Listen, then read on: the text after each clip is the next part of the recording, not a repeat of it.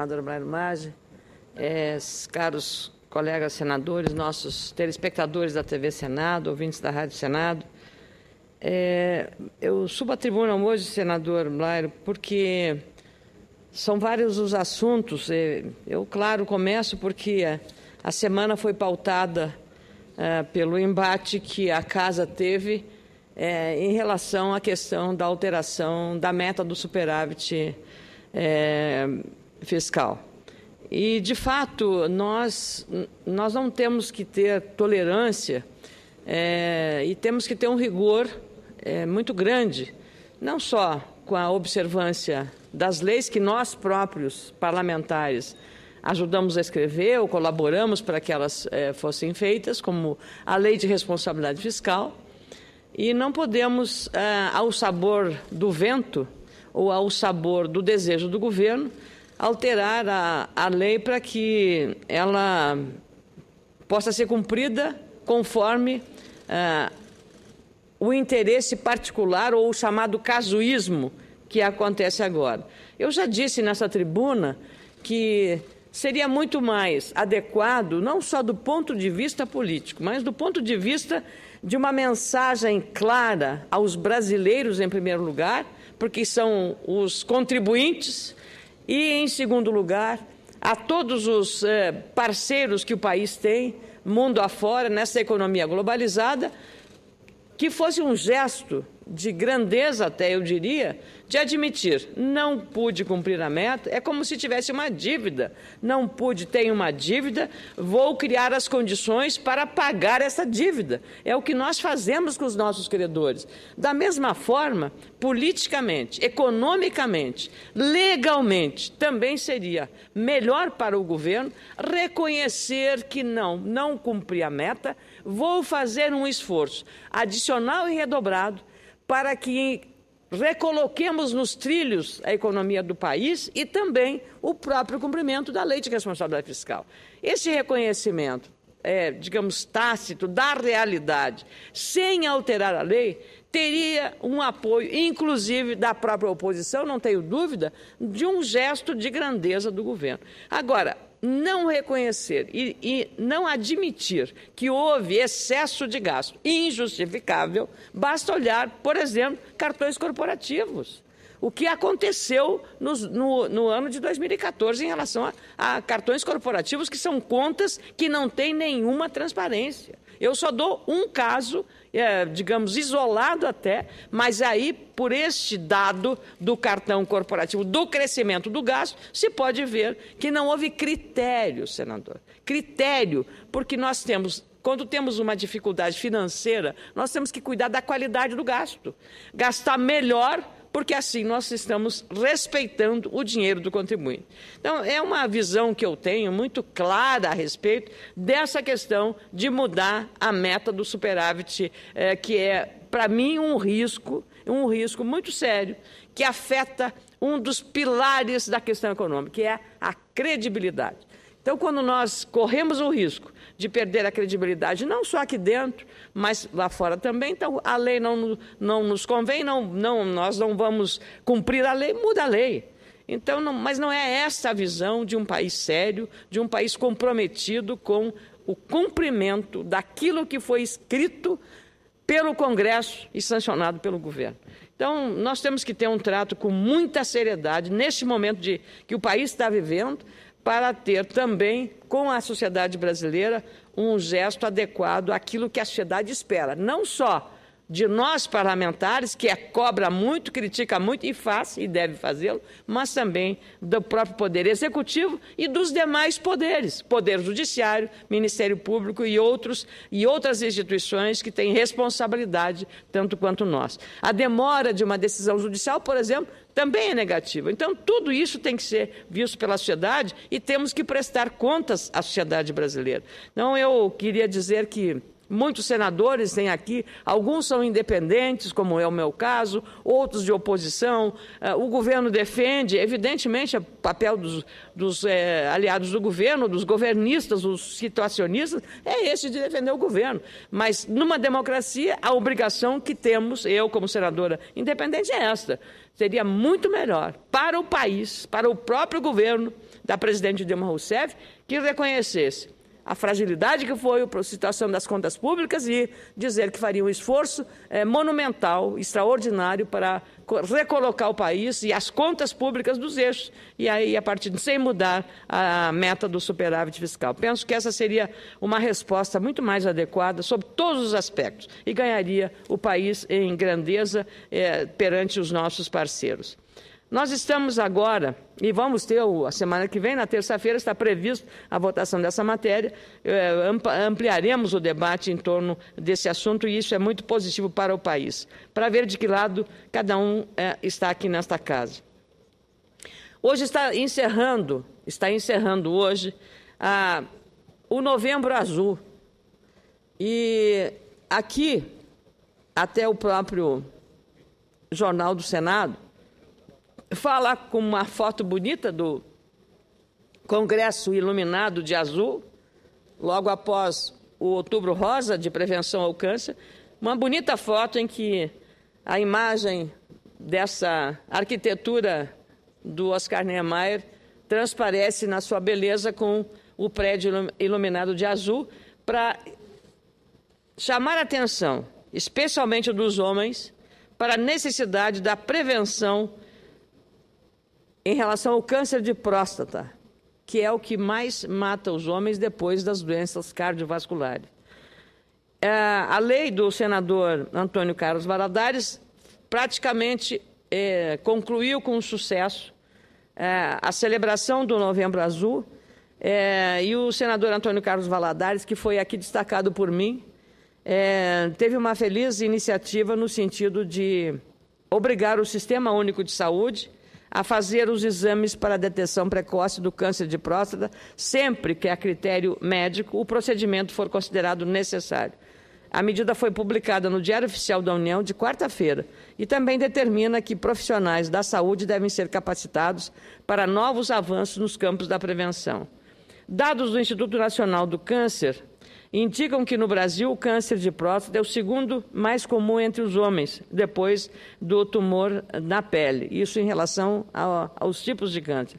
A estimativa é que neste ano 68.800 novos casos de câncer de próstata sejam registrados no Brasil. O Congresso aderiu à campanha Novembro Azul, que é uma iniciativa tomada por mim, como senadora, junto estimulada pela Sociedade Brasileira de Urologia, e pelo segundo ano consecutivo esta campanha está sendo observada no Congresso Nacional.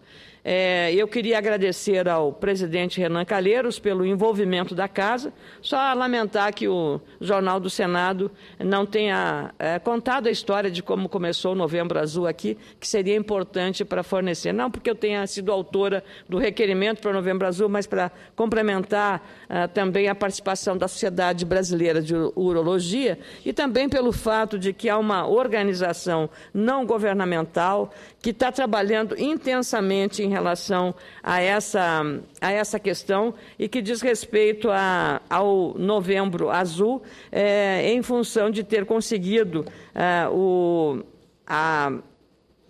o Instituto Lado a Lado, que é uma referência nacional, assim como a Oncoguia, e conseguiu, no local mais, digamos, visível e mais visitado dos Estados Unidos, uma esquina da Times Square, colocar esse cartaz do Novembro Azul na Times Square.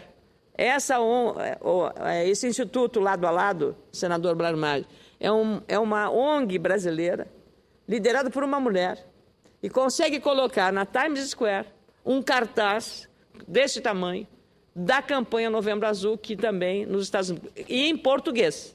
E claro que está em inglês também o Novembro Azul, com a organização da nossa ONG, o Instituto Lado a Lado pela Vida. E essa instituição teve, junto com a Sociedade Brasileira de Urologia, uma situação bastante destacada aqui na iniciativa que tivemos na sessão conjunta da Câmara e do Senado minha pelo Senado e do deputado Dr. Jorge Silva, que é do PROS do Espírito Santo, que é um médico urologista. Então, ele teve, digamos, também pela afinidade com o tema, a iniciativa aqui de tratar dessa matéria. Então, nós temos, claro, em relação à próstata, dieta balanceada, exercício físico, senador, o senhor sabe bem disso, exercício físico, muito importante, uma caminhada, uma boa caminhada, 5 a 10 quilômetros, exames periódicos, são todas elas formas de prevenção, alimentação adequada e também tudo é muito fácil de fazer. Eu tenho dito aqui, senador, que os homens cuidam muito mais do seu carro, levam na oficina, manutenção, abastecimento, lubrificação. Agora, em relação a uma prevenção, é muito complicado. Em geral, o homem é levado a fazer o exame pela esposa, por uma filha, pela namorada, pela companheira, sempre, ou pela mãe até. Ele não toma a iniciação, são raros os casos que o próprio homem, não, eu preciso ou vou fazer, porque isso é uma questão necessária e é importante a prevenção. E durante o Novembro Azul, a Sociedade Brasileira de Urologia, cujo presidente hoje é o médico Carlos Eduardo Corrade Fonseca, também mantém uma campanha permanente contra a disfunção erétil. O objetivo é conscientizar a população brasileira sobre a prevenção e tratamento disponível para essa doença. Conforme dados da entidade, quase metade dos brasileiros sofre com este problema da disfunção erétil, sendo 11.300 milhões afetados com níveis moderado e também completo. Então, eu queria aqui realçar o trabalho da Sociedade Brasileira de Urologia e também a organização Instituto Lado a Lado pela Vida, que é uma referência com informações sobre o diagnóstico do tratamento, notícias e outras informações relacionadas ao câncer de próstata. Então, esse registro faço porque hoje é o último dia em relação ao Novembro Azul, que o Senado Federal, junto com a Câmara, teve um envolvimento muito direto. Queria finalizar, senador Blairo Maggi, fazendo 2 breves comentários aqui, porque me envolvi como membro da Comissão Mista de Orçamento, a CMO, com o PLN 31, que foi aprovado, apesar de uma discussão interna na comissão, mas com apoio da oposição, liderado pelo deputado Isalci, aqui do Distrito Federal, do PSDB, também o próprio relator, senador Romero Jucá, e o senador Vital do Rego, e o presidente, sobretudo o presidente Devanir Ribeiro, presidente da CMO, no sentido de que aprovássemos, apesar das dificuldades internas da CMO, o PLN 31 de 2014, que abre um crédito adicional de R$ 248,2 milhões de reais, destinado ao Ministério da Previdência Social para cumprir uma decisão judicial favorável aos aposentados e pensionistas do AEROS, que é o Fundo de Seguridade Social. Como eu fui relatora desse PLN, eu tenho a certeza que agora, no dia 12, por acordo de liderança, e aí o senador Paulo Paim, nessa semana, trabalhou para conseguir o apoio das lideranças, nós vamos votar sim, porque esse é um tema que não divide nem oposição nem governo, é um tema de alto alcance social. Faz mais de 2 semanas que os integrantes do Fundo AEROS estão no Salão Verde da Câmara dos Deputados, numa vigília pela aprovação do crédito especial. A líder do movimento dos aposentados, a Graziela Baggio, eles dizem que só irão deixar o local quando ocorrer a aprovação do crédito. Essa digamos, na verdade, muito maior a esperança de um cumprimento da sentença judicial. Não foi bondade do governo. A Justiça mandou o governo fazer, mandou o governo pagar, mandou e poderia ter sido feito isso antes. No dia 19 de novembro, melhor dizendo, o desembargador federal Daniel Paes Ribeiro, do Tribunal Regional da Primeira Região, proferiu sentença favorável ao Sindicato Nacional dos Aeronautas e à Associação dos Funcionários Aposentados e Pensionistas da Transbrasil. Assim, a União e o AEROS ficam obrigados a manter os pagamentos de complementação de aposentadorias, pensões e auxílios-doença para todos os participantes. Mesmo a União tendo recorrido dessa decisão, terá de realizar os pagamentos sob pena de recolher multa por atraso. A Aeros reúne aposentados e pensionistas das distintas companhias aéreas, Varig, Cruzeiro e Transbrasil. Assim é que, na próxima terça-feira, penso que estaremos liquidando com este assunto que é de grande alcance social, que é o pagamento dessa indenização devida para os... Espero que o Natal dos aposentados do Aero seja um pouco melhor do que foi nos anos anteriores. São 8 anos de espera para que a justiça seja feita para essas pessoas, homens e mulheres. Muitos não puderam ver o cumprimento de um direito líquido e certo, porque morreram antes disso. Muitos, são milhares que já morreram, alguns até em situação trágica, como aconteceu recentemente com um representante do Aeros em Santa Catarina. E, por fim, senador Blairo Maggi, um tema que é familiar a Vossa Excelência.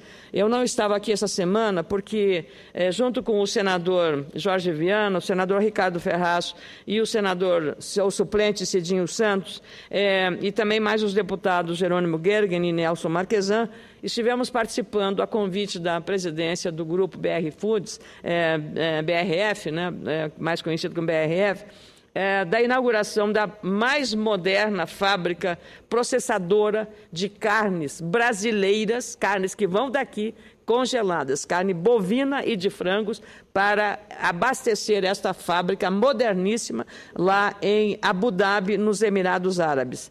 É a primeira unidade industrial no Oriente Médio que vai produzir pizzas, hambúrgueres e itens de panificação, entre outros, empregando 1.400 funcionários para cidadãos e de pelo menos 15 nacionalidades, inclusive brasileiros. A maior parte dos executivos da empresa, muitos do Rio Grande do Sul, encontrei lá, colorados e gremistas, senador, colorados e gremistas lá, senador Paim, nessa fábrica, e isso é muito importante. São engenheiros, são técnicos, são especialistas em vários setores, porque já trabalhavam nas unidades das empresas. O investimento inicial é da ordem de 160 milhões de dólares, mas o grupo planeja expandir em 30% para 100 mil toneladas até 2020. O Oriente Médio é o maior destino das exportações da empresa brasileira BRF e contribui com 17% da receita da empresa com vendas, principalmente de produtos Sadia, com certificação halal, que é aquele alimento autorizado para consumo pelos muçulmanos, conforme a lei islâmica, no abate dos animais, segundo a regra e o rito islâmico.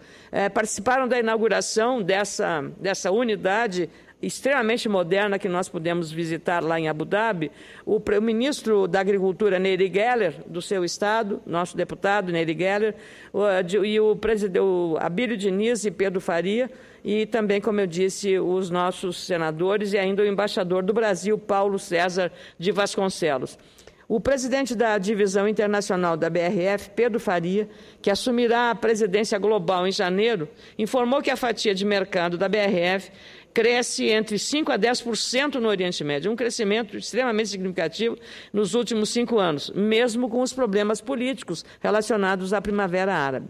Pedro Faria, um jovem CEO da BRF, projetou que com a nova linha de produção em Abu Dhabi e a expansão planejada, a meta de 20% da receita para essa planta é realista para os próximos 5 anos. A nova fábrica opera de forma integrada com o Brasil, pois reprocessa lá, na planta de Abu Dhabi, inaugurada essa semana, carnes congeladas sem osso, bovina e de frangos, como eu disse, produzidas em milhares de pequenas propriedades rurais, familiares, principalmente da região sul do país e também do seu estado, Mato Grosso. A integração da cadeia global de produção, como no caso dessa planta, traz como principal benefício uma garantia de qualidade, segurança sanitária e rastreabilidade dos alimentos produzidos, exigência cada vez mais importante, não só no Oriente Médio e na Ásia, mas também aqui no próprio mercado brasileiro.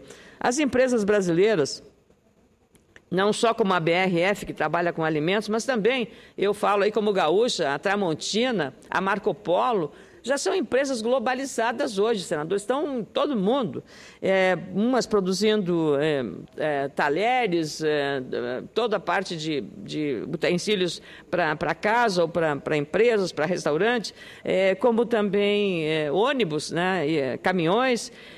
Então, elas estão, ou metalúrgicas, né? A VEG em Santa Catarina, Tigre, metalúrgica Tigre, estão hoje muito internacionalizadas. A nossa própria Embraer, né? Sem falar nisso. Estão preparadas, todas elas, para conquistar as cadeias produtivas. No caso do agronegócio, é muito importante, e Vossa Excelência tem um conhecimento pessoal disso, porque já conhece os mercados internacionais, conhece Chicago, conhece os Estados Unidos, o mercado americano, que é o maior produtor mundial de soja, conhece a Ásia, conhece a eficiência dos portos que nós temos no mundo inteiro, e esse também é uma especialidade de Vossa Excelência, mas nós precisamos melhorar muito, senador. Muito na competitividade e, sobretudo, na questão tributária. A questão da bitributação é uma questão que assusta muito e é a maior discussão. Tivemos na semana retrasada, numa missão da AmCham, de grande resultado significativo com as autoridades do comércio americano, com os empreendedores americanos, com políticos americanos do Congresso, do Parlamento americano, e agora em Abu Dhabi, os mesmos problemas e as mesmas queixas. Mas o mais grave, senador, é o seguinte: uma missão de Abu Dhabi, dos Emirados Árabes, da área tributária, quis vir aqui no Brasil conversar com a Receita Federal. Conversar, senador. Sabe o que aconteceu? A Receita não aceitou conversar. Olha, eu, com todo respeito, com a Receita Federal, que é uma das instituições de Estado, uma carreira de Estado mais importante, mas não aceitar conversar com a missão, e olha que não estou fazendo nenhuma, digamos, acusação, estou dizendo é um registro importante, porque isso oficialmente foi tentado pelas vias diplomáticas, pelas vias políticas brasileiras nos Emirados Árabes. A Receita Federal não aceitou conversar com os representantes dos Emirados Árabes, que é um país e é um mercado para os produtos brasileiros da maior relevância. Então, seria bom que tivesse esse negócio. E a BRF está investindo na logística, distribuição e vendas também. Este ano, adquiriu a Federal Foods, em Abu Dhabi, e 40% da Alcan Foods, de Oman, também no Oriente Médio, além de estar perto de concluir um acordo com a Al Yasra Foods, do Kuwait, que colocará parte do seu negócio de produtos congelados em uma joint venture com a BRF. O custo total dos 3 investimentos no Oriente Médio chega a 200 milhões de dólares. Então, eu encerro essa manifestação aqui, agradecendo aí ao senador Paim pelo que fez nessa semana, com a solicitação para a gente votar no acordo de liderança do PLN 31, que eu sou relatora na CMO, senador Paim, e vamos, sem dúvida, com o apoio das lideranças todas, porque não há conflito na questão do Aeros para votar essa matéria nessa semana. Senador Blairo Maggi, bom retorno, fiquei muito feliz de vê-lo bem, e o Senado precisa muito do senhor, o Brasil precisa muito do senhor. Muito obrigado.